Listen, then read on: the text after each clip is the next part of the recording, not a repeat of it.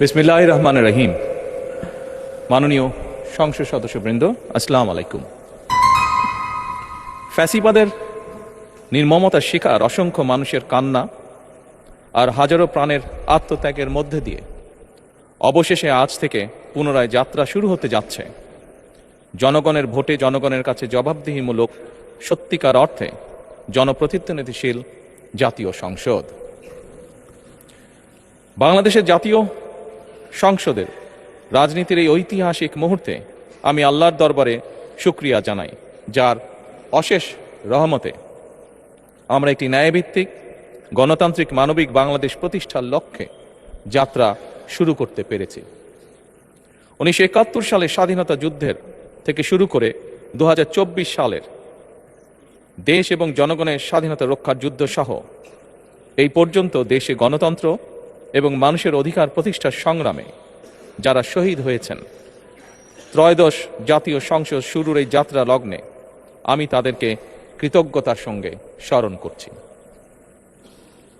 এই আন্দোলন সংগ্রামে যেসব মায়েরা তাদের সন্তান হারিয়েছেন, যেসব সন্তানেরা তাদের প্রিয়জন হারিয়েছেন, যেসব পরিবার তাদের সন্তান স্বজন হারিয়েছেন, যেসব আহত মানুষকে তাদের স্বাচ্ছন্দ্যের জীবন হারাতে হয়েছে, যেসব মানুষগুলো নির্যাতন, নিপীড়ন, রাজনৈতিক হয়রানি কিংবা মিথ্যে মামলা শিকার হয়ে সর্বস্ব হারিয়েছেন, আমি তাদের সকলের অবদানকেও কৃতজ্ঞতার সঙ্গে স্মরণ করছি।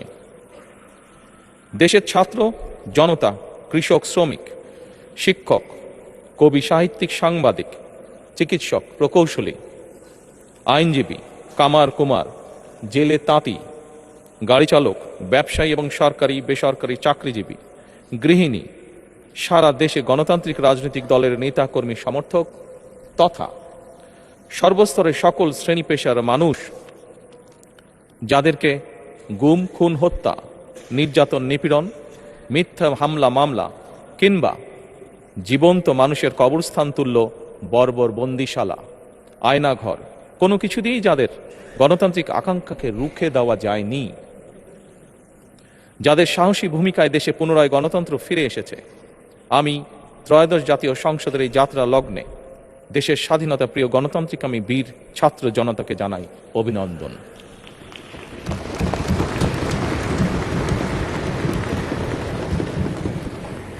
সম্মানিত সংসদ সদস্যবৃন্দ, দেশনেত্রী মরহুমা বেগম খালেদা জিয়া জনগণের অধিকার প্রতিষ্ঠায় দেশে সংসদীয় গণতন্ত্র প্রতিষ্ঠা করেছিলেন, সংসদীয় গণতন্ত্রকে প্রাতিষ্ঠানিক রূপ দিয়েছিলেন। সেই গণতন্ত্রকে প্রহসনের রূপ দিয়ে জাতীয় সংসদকে হাস্যরসের খোরাকে পরিণত করা হয়েছিল। দেশে তাবিদারি শাসন শোষণ কায়েম করা হয়েছিল। দেশে সংসদীয় গণতন্ত্র এবং জনগণের অধিকার পুনঃপ্রতিষ্ঠা করার জন্য দেশনেত্রী বেগম খালেদা জিয়া জীবনের শেষ দিন পর্যন্ত লড়াই করেছেন। জীবনে কখনোই স্বৈরাচার কিংবা ফ্যাসিবাদের সঙ্গে আপোষ করেননি। দেশে আজ থেকে আবারও সেই কাঙ্ক্ষিত সংসদীয় গণতন্ত্রের যাত্রা শুরু হলো, আলহামদুলিল্লাহ।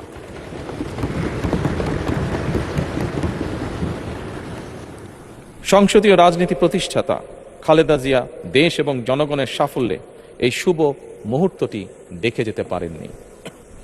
আজ তাই এই জাতীয় সংসদে দাঁড়িয়ে আমরা দেশ এবং জনগণের স্বার্থে আপসীর নেতৃত্ব, ব্যক্তিত্ব, স্মরণীয়, বরণীয়, অনুকরণীয় রাজনীতিবিদ মরহুমা খালেদা জিয়াকে গভীর শ্রদ্ধার সঙ্গে স্মরণ করছি।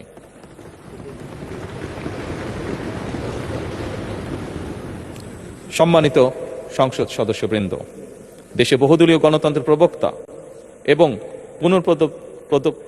প্রবর্তক, স্বাধীনতার ঘোষক শহীদ প্রেসিডেন্ট জিয়াউর রহমানের একটি উক্তির কথা আপনাদের সামনে আমি স্মরণ করতে চাই। তিনি বলেছিলেন, জনগণই যদি রাজনৈতিক দল হয় তাহলে আমি সেই দলেরই আছি। অর্থাৎ ব্যক্তি কিংবা দলের স্বার্থ নয়, জনগণের স্বার্থই সবচাইতে বড়। এটাই বিএনপির রাজনীতি।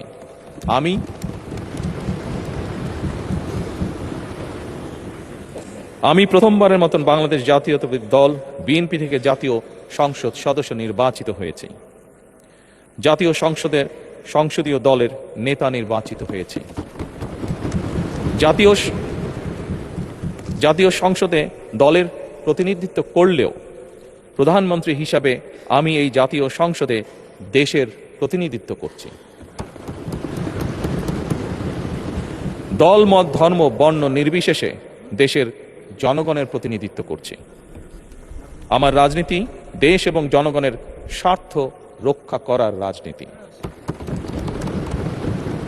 বিএনপির রাজনীতি জনগণের জীবন মান উন্নয়ন এবং স্বনির্ভর বাংলাদেশ গড়ার রাজনীতি। প্রতিটি পরিবারকে স্বনির্ভর করাই আমাদের রাজনীতির লক্ষ্য। প্রতিটি পরিবারকে স্বনির্ভর করার মাধ্যমেই বিএনপি একটি স্বনির্ভর, সমৃদ্ধ, নিরাপদ, গণতান্ত্রিক বাংলাদেশ প্রতিষ্ঠা করতে চায়। এই লক্ষ্য অর্জনে আমি জনগণের সমর্থন এবং সহযোগিতা চাইছি। এই মহান জাতীয় সংসদে সকল দলের নির্বাচিত প্রতিজন সংসদ সদস্যের সমর্থন এবং সহযোগিতা আশা করছি।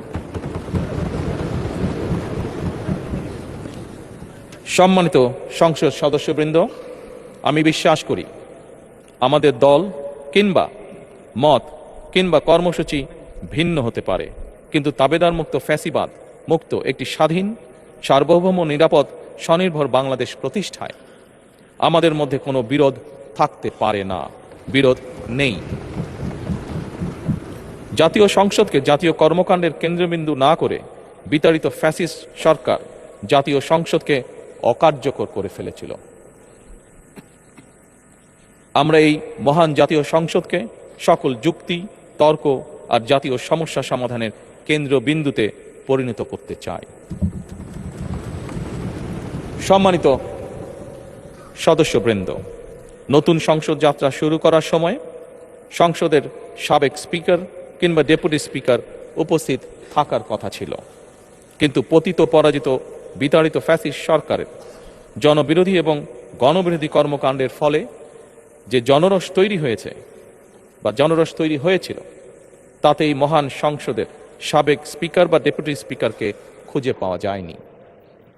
তাদের কেউ কারাগারে, কেউ নিখোঁজ কিংবা কেউ পলাতক।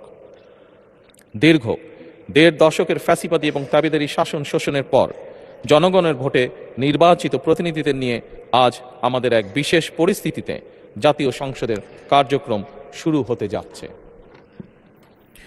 এমন পরিস্থিতিতে আমরা সংবিধান এবং সংসদের কার্যপ্রণালী বিধির বিধান অনুসরণ পূর্বক ত্রয়োদশ জাতীয় সংসদে সভাপতিত্ব করার জন্য আজ আমি প্রবীণ রাজনীতিবিদ এবং 5 বারের মতন নির্বাচিত জাতীয় সংসদ সদস্য জনাব ডক্টর খন্দকার মোশাররফ হোসেনের নাম প্রস্তাব করছি।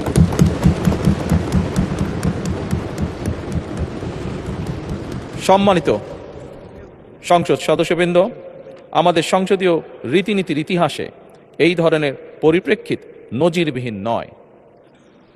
1973 সালে তৎকালীন প্রধানমন্ত্রী মরহুম শেখ মুজিবুর রহমান ওই সংসদের সদস্য মাওলানা আব্দুর রশিদ তর্কবাদীশের নাম প্রস্তাব করেছিলেন এবং তার সভাপতিত্বে বাংলাদেশের প্রথম সংসদের প্রথম অধিবেশন শুরু হয়েছিল।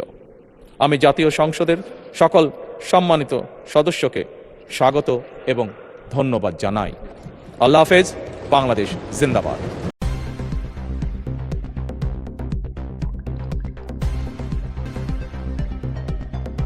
News Vision Digital Multimedia.